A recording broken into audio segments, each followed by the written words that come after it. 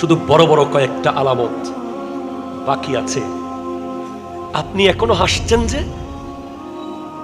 আপনি হাসেন কিভাবে? আপনি কি জানেন না সিদ্দিক আকবর রাদিয়াল্লাহু তাআলা আনহু কেঁদে কেঁদে বলতেন, আল্লাহ আমাকে তুমি মানুষ কেন বানিয়েছো? আমাকে যদি তুমি পাখি বানাতে আমার কোনো হিসেব থাকতো না। আমাকে যদি তুমি গাছের পাতা বানাতে আমার কোনো হিসেব থাকতো না।